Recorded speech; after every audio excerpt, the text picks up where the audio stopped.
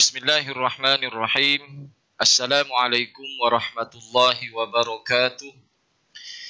Innal hamdalillah nahmaduhu wa nasta'inuhu wa nastahdihi wa nastaghfiruh wa na'udzu billahi min shururi anfusina wa min sayyiati a'malina. Innahu may yahdihillahu fala mudilla lahu wa may yudlilhu fala hadiyalah. Ashhadu an la ilaha illallah wahdahu la syarika lahu wa ashhadu anna Muhammadan abduhu wa rasuluh. Allahumma salli wa sallim ala habibina wa syafi'ina wa qudwatina wa dhukhrina sayyidina wa maulana Muhammad wa ala alihi wa ashabihi wa man tabi'ahum bi ihsanin ila yaumiddin. Subhanaka la ilma lana illa ma 'allamtana innaka antal alimul hakim. Wala hawla wala quwwata illa billahil aliyyil azim. Amma ba'du. Yang saya hormati sidang penonton di Facebook Pejabat Qadi Daerah Kota Tinggi di mana saja tuan-tuan, puan-puan berada. Didoakan mudah-mudahan tuan-tuan, puan-puan semuanya berada dalam keadaan sihat walafiat, senantiasa di bawah naungan dan lindungan Allah Subhanahu wa taala. InsyaAllah pada kali ini tuan-tuan kita akan berkongsi meneruskan program tafsir Al-Quran online kita di Facebook Pejabat Qadi Daerah Kota Tinggi siri yang kedua. Seperti mana yang kita telah sama-sama bahas pada pertemuan sebelum ini tuan-tuan, iaitulah berkenaan dengan pengertian Al-Quran.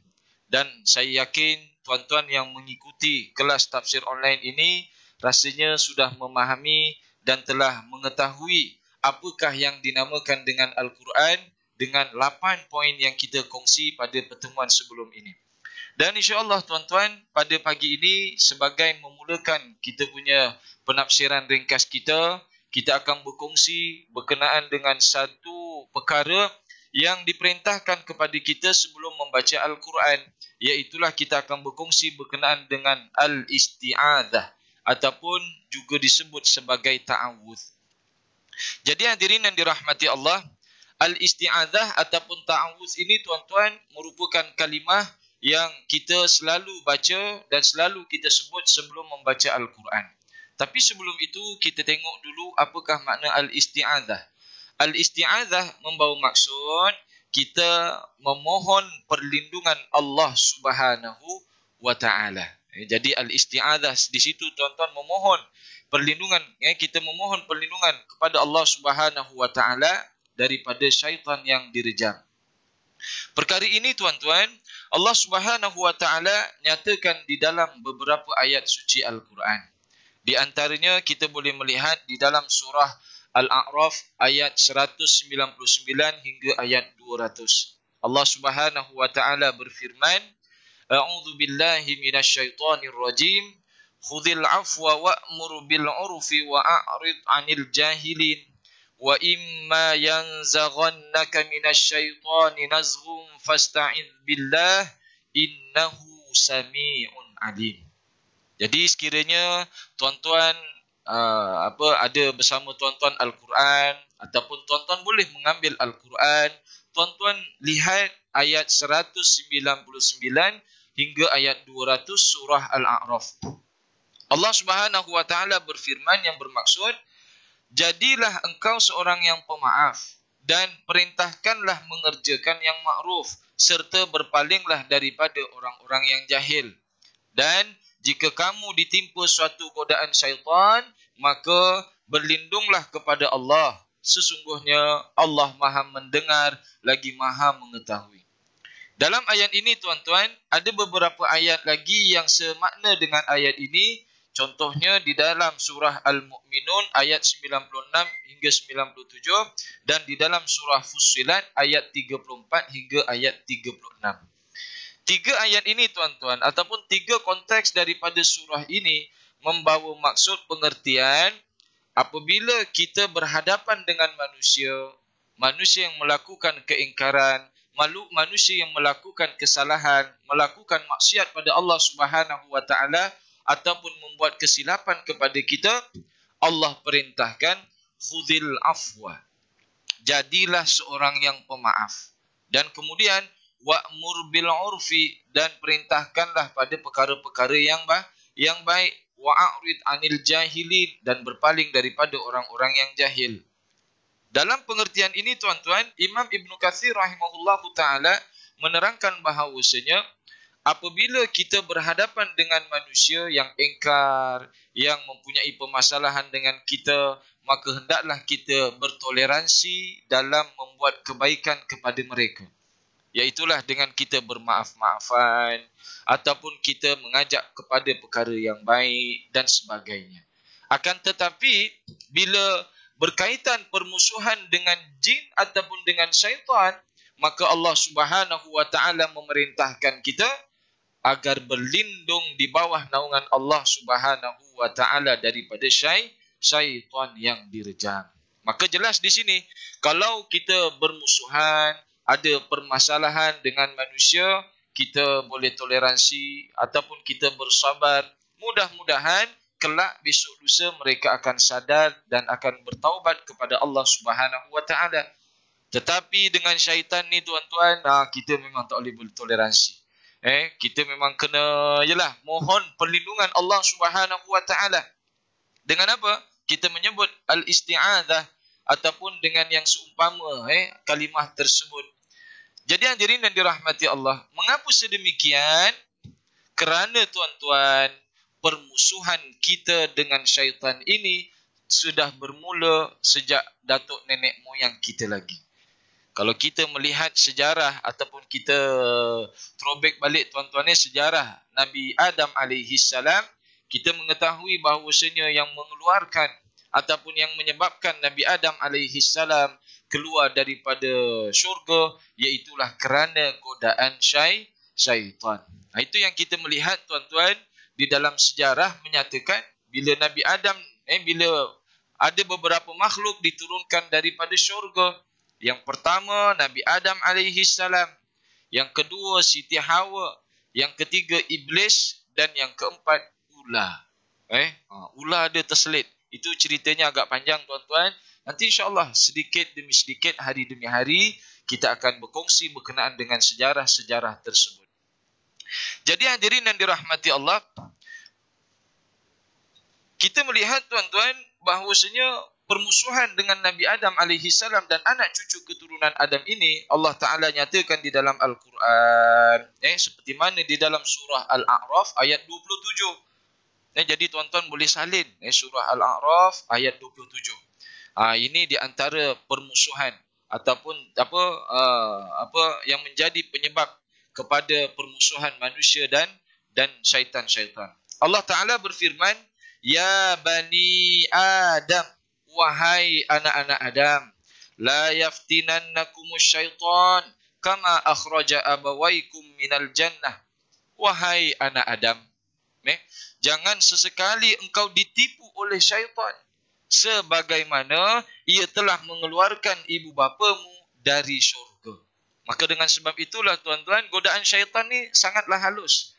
Kita tidak mampu untuk menghadapinya bersendirian, melainkan kita bermohon pada Allah Subhanahu wa taala daripada bisikan-bisikan syaitan tersebut. Maka hadirin yang dirahmati Allah, oleh itu tuan-tuan, diperintahkan kepada kita sebelum kita membaca ayat-ayat suci Al-Quran, sama ada di dalam solat ataupun di luar solat, kita diperintahkan sunat untuk membaca al-isti'adzah. Kalau kita melihat di sini tuan-tuan, di dalam surah An-Nahli, Allah berfirman berkenaan dengan perintah sebelum membaca Al-Quran, hendaklah kita mohon perlindungan Allah Ta'ala terlebih dahulu. Ayatnya apa dia? Allah Ta'ala berfirman, فَإِذَا قَرَأْتَ الْقُرْآنَ فَاسْتَعِذْ بِاللَّهِ مِنَ الشَّيْطَانِ الرَّجِيمِ.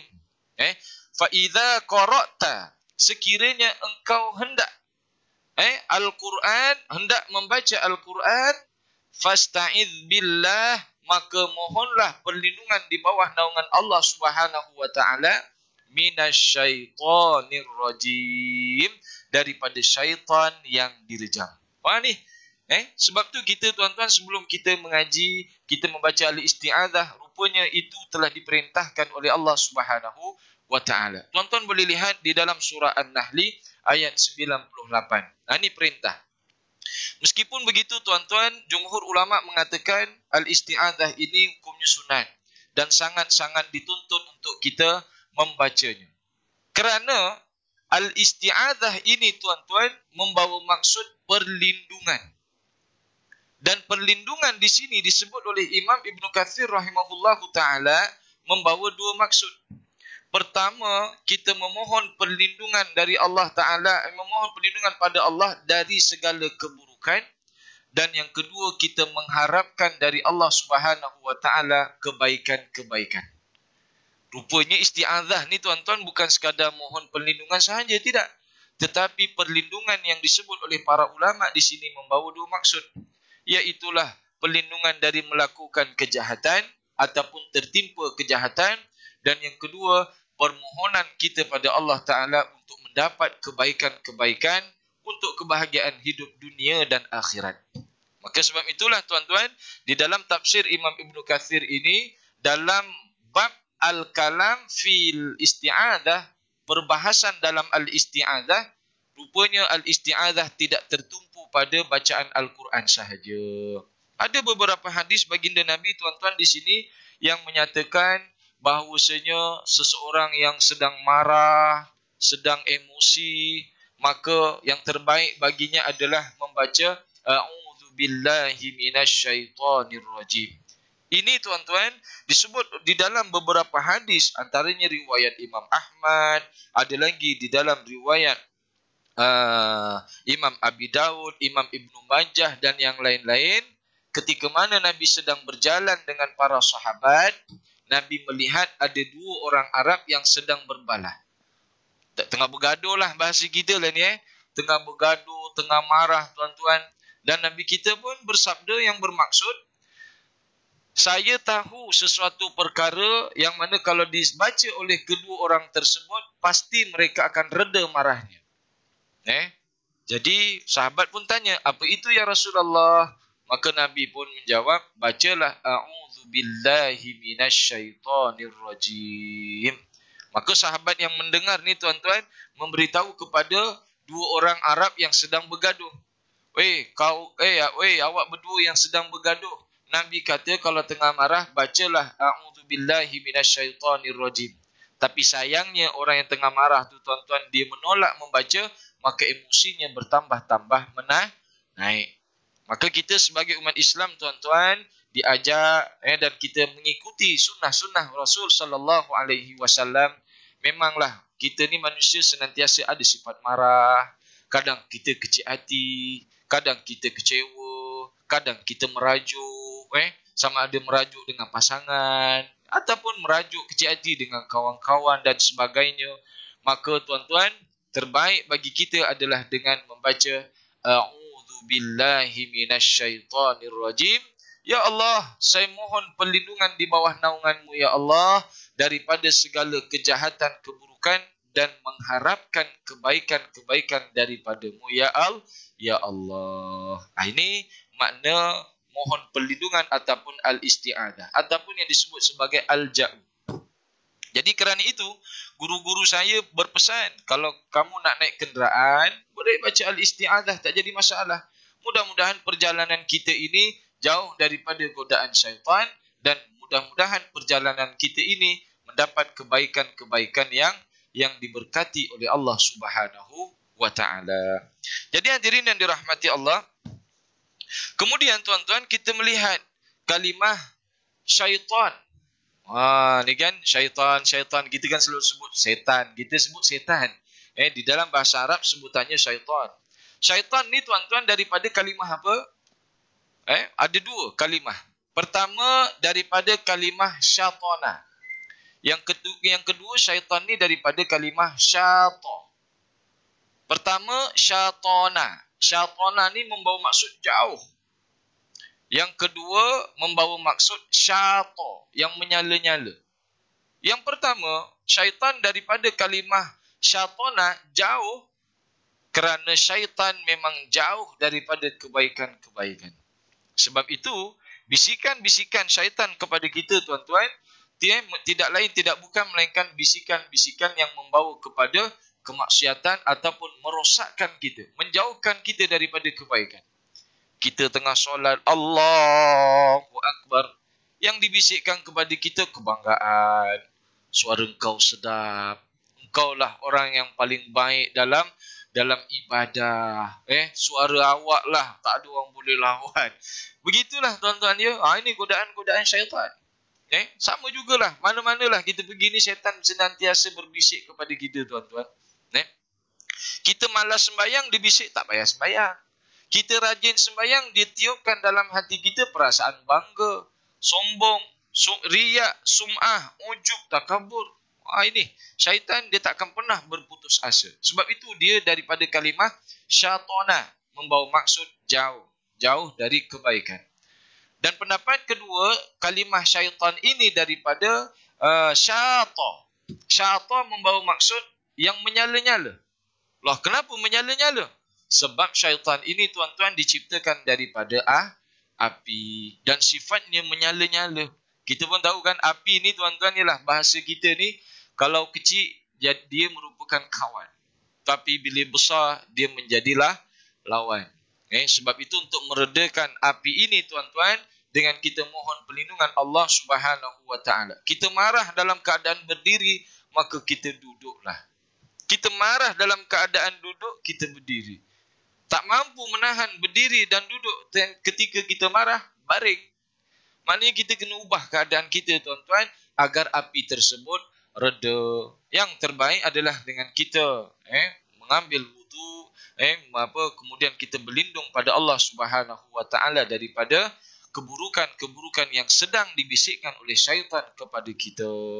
Jadi hadirin yang dirahmati Allah, dan kemudian tuan-tuan, kita melihat kalimah ar-rajim.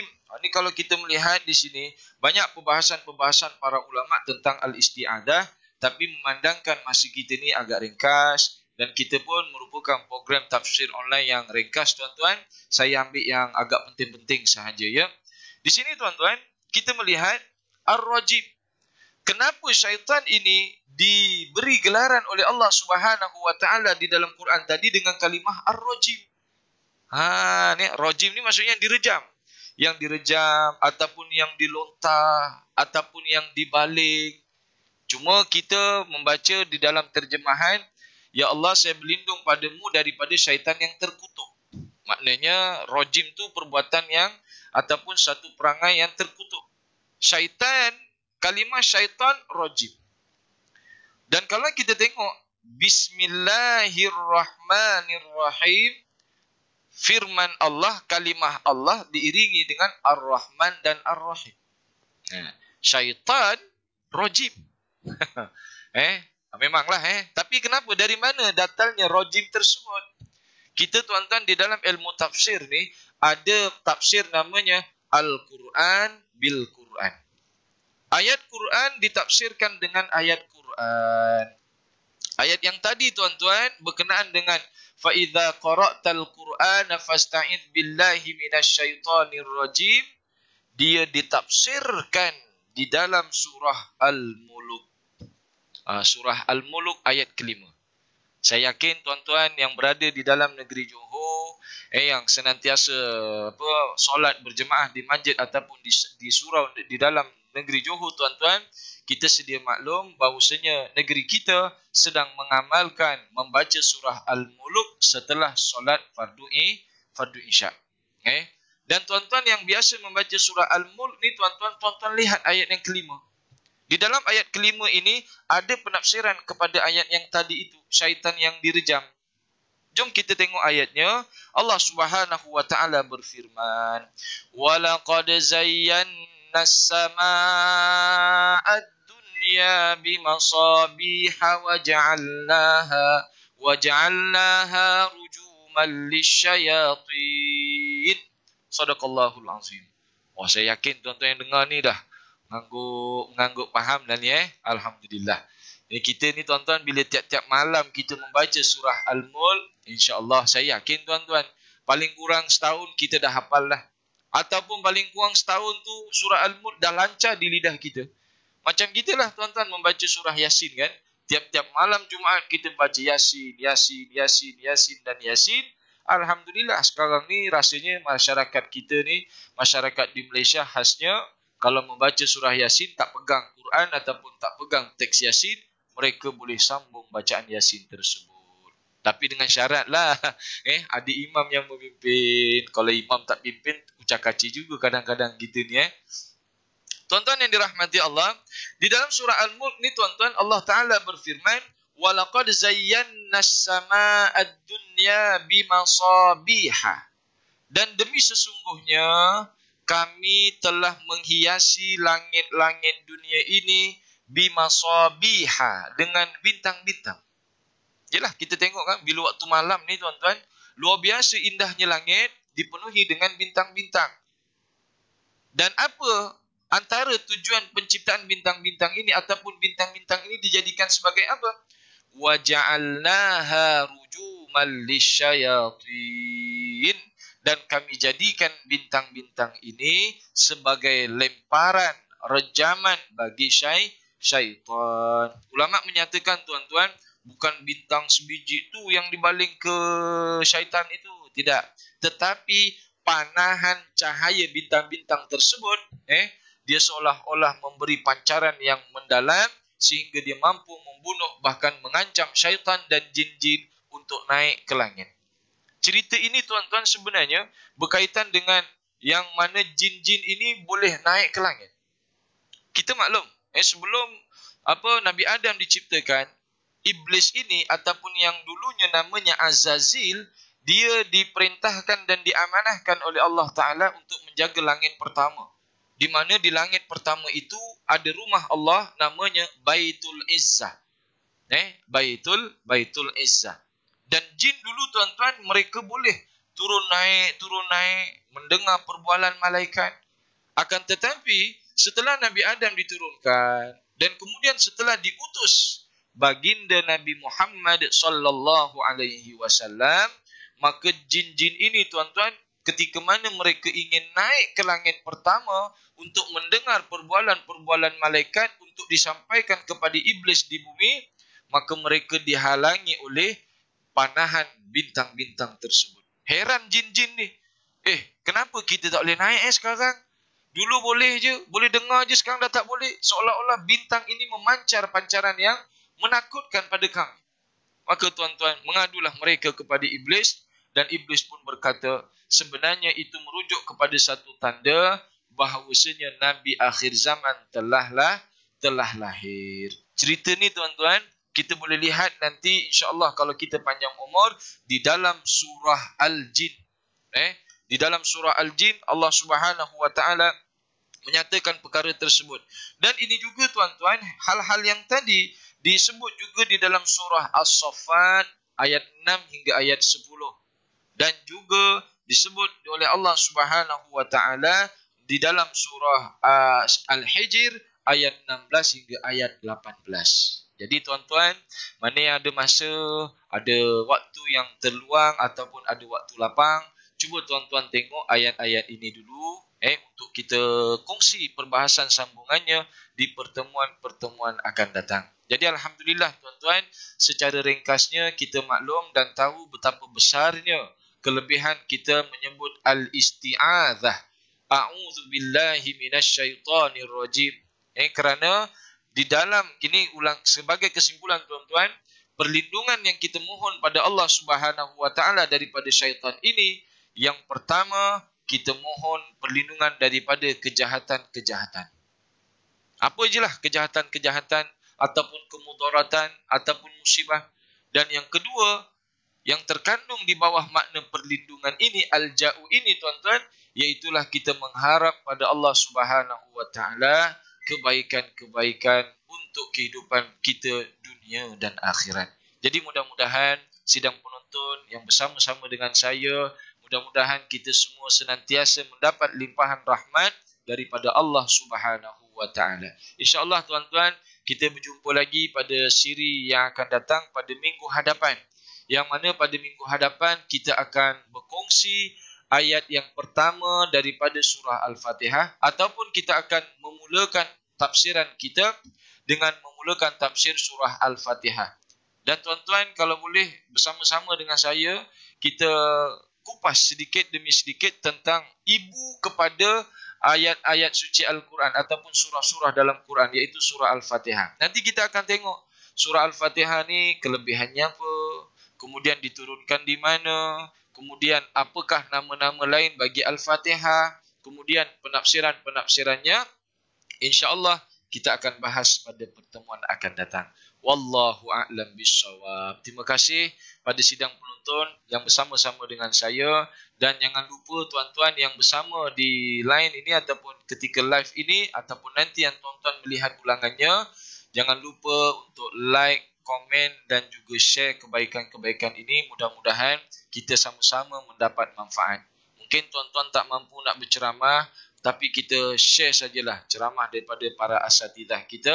Moga-moga kita mendapat manfaat dunia dan akhirat insya-Allah. Wallahu a'lam bishawab. Sekadar itu tuan-tuan. Aqulu qauli hadza wa astaghfirullahal azim li wa lakum. Wassalamualaikum warahmatullahi wabarakatuh.